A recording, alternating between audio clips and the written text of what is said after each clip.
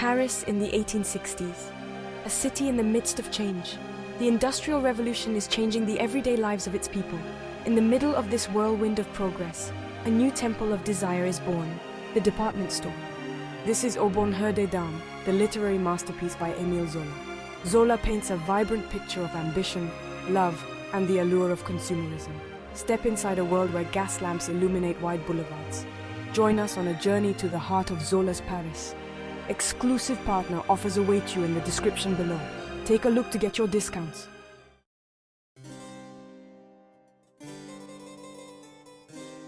Au Bonheur des Dames is much more than just a story. It's a reflection of the hopes and fears of a society undergoing change. At the heart of this story, we meet Denise Baudu, a young woman from the countryside. She comes to Paris looking for a better life. Full of courage, she tackles the challenges of the big city. Octave Mouret, the ambitious owner, represents the spirit of this new era. Through their intertwined destinies, Zola explores the complex relationship between ambition and love. Get ready to be swept away by a story that still resonates today.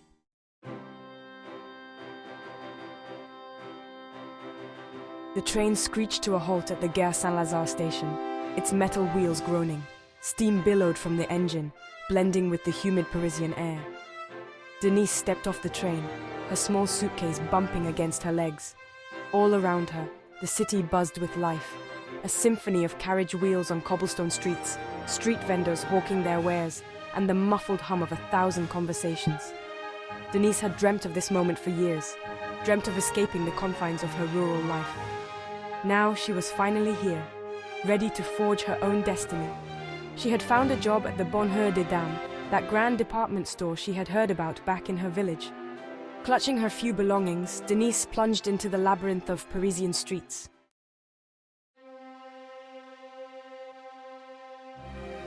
The streets seemed to widen as Denise got closer to her destination, and then she saw it.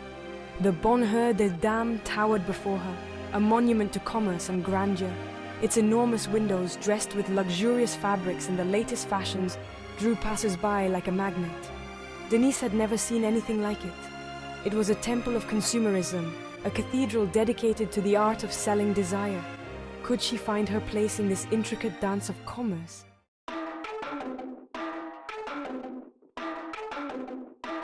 Au Bonheur des Dames was nothing like the traditional shops Denise knew.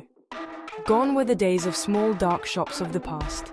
In their place was a grand store, filled with natural light streaming through large windows, beautifully displaying the merchandise. It was the dawn of a new era in retail, the department store.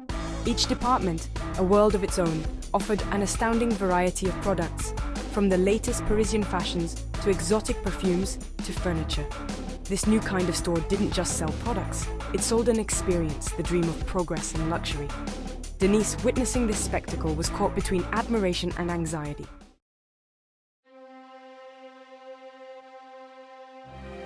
Every detail in the Bonheur des Dames was designed to spark desire. Luxurious fabrics shimmered in the warm glow of the gaslights. Exquisite perfumes lingered in the air, their captivating scents promised an escape from the everyday. Every item was strategically placed to tempt and encourage purchase, transforming even the most essential goods into coveted luxuries.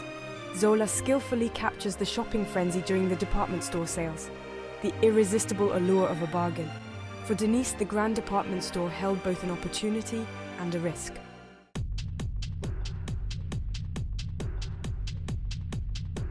Denise's first days at the ladies' paradise were a whirlwind. Placed in the lingerie department, she found herself surrounded by soft silks, delicate lace, and the murmuring of saleswomen, whispering stories to each other. Each day was a crash course in sales techniques, a dance between persuasion and discretion. The pace was breathtaking. As the doors opened, a steady stream of customers poured into the department. Despite the challenges, Denise refused to be discouraged.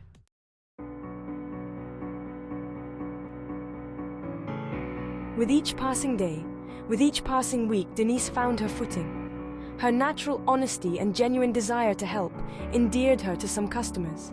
And yet, she couldn't shake the feeling of being constantly watched, measured against the store's insatiable hunger for profit. Octave Mouret, the enigmatic figure at the helm of this empire of desire, was a constant presence, even in his absence. His portrait, prominently displayed in the staff area, was a constant reminder of the store's high standards. Soon their paths would cross, but the nature of their encounter remained shrouded in mystery.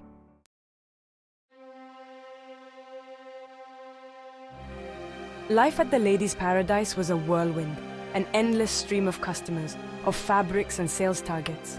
Denise, caught in the daily rhythm of the store, barely had time to think, let alone notice the subtle changes in the atmosphere. And yet, something had shifted, a subtle current disrupting the usual routine. It all began with a glance, a fleeting moment when her eyes met Octave Moret's in the bustle of the store. His gaze, usually aloof and calculating, lingered on her, a flicker of recognition in its depths.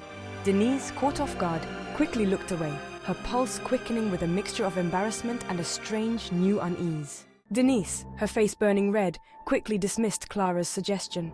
It was absurd, a cruel joke at her expense. What interest could a man like Octave Moret, a giant in the industry, a man of refined taste, have in a simple shop girl like her? And yet, the seed of doubt had been planted and found fertile ground in her imagination. She found herself stealing glances at Moret whenever he was near, her heart pounding every time their eyes met. It seemed Moret, too, could not ignore the pull of their silent connection.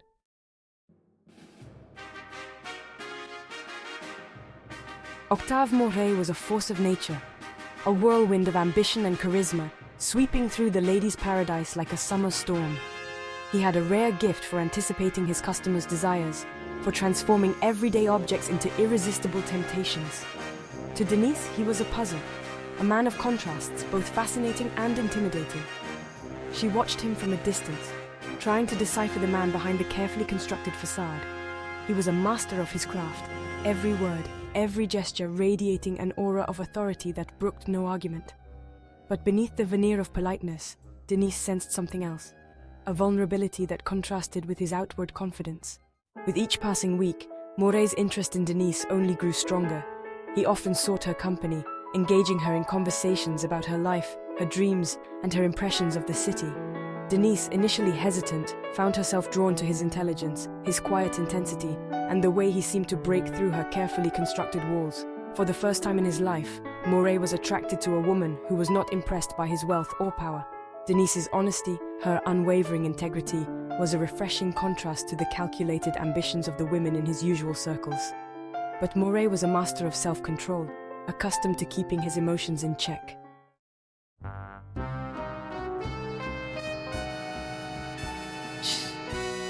The air crackled with an unspoken tension whenever Moret was near. Denise, aware of his gaze upon her, found it increasingly difficult to concentrate on her work. Their encounters, however fleeting and coincidental, developed an intensity all their own. A glance across the busy shop floor, the accidental brushing of their hands as he inspected a roll of fabric, a hushed compliment on her work. Each interaction sent shivers down her spine, leaving her breathless and bewildered. The gulf between their social classes seemed insurmountable, a constant reminder of the impossibility of their connection. As days turned into weeks, Denise found herself increasingly torn between her burgeoning feelings for Moret and the knowledge that their love, if it could be called that, could only end in disaster.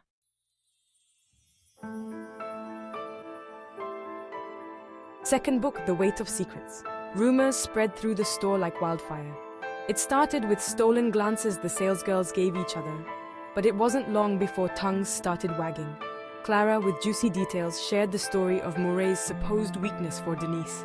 Deeply shaken, Denise tried to ignore the stories.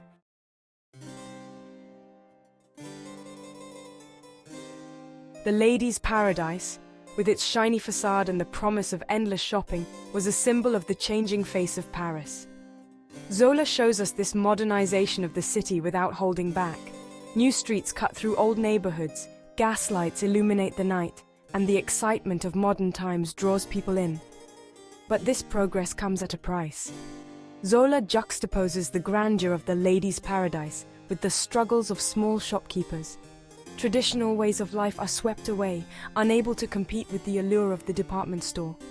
Denise, torn between these two worlds, represents this tension. She sees the opportunities that the Ladies' Paradise offers, but also recognizes the sacrifices it demands along the way.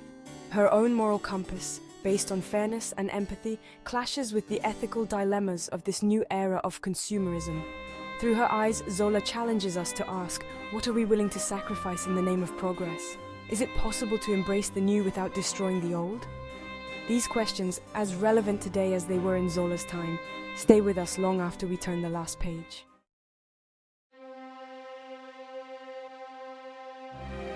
Zola cleverly paints a picture of the dark side of Parisian society, the discontent brewing beneath the surface of progress.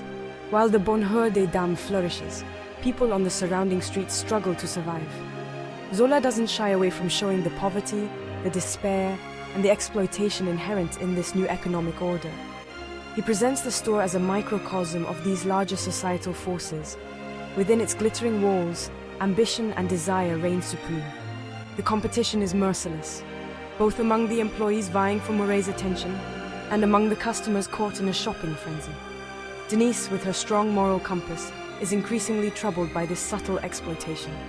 She experiences firsthand the toll that the relentless pursuit of profit takes on the workers and the consumers caught in the spiral of desire. Through Denise's observations, Zola reminds us that progress often comes at a price. He challenges us to look beyond the glittering facade of modernity and confront the uncomfortable realities of inequality and exploitation that often underpin it.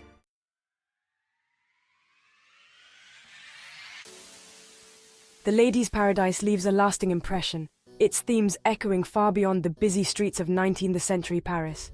Denise Baudou's journey, from an innocent country girl to a sharp observer of Parisian life, reminds us in a timeless way of the complexity of ambition, love, and the temptation of consumption.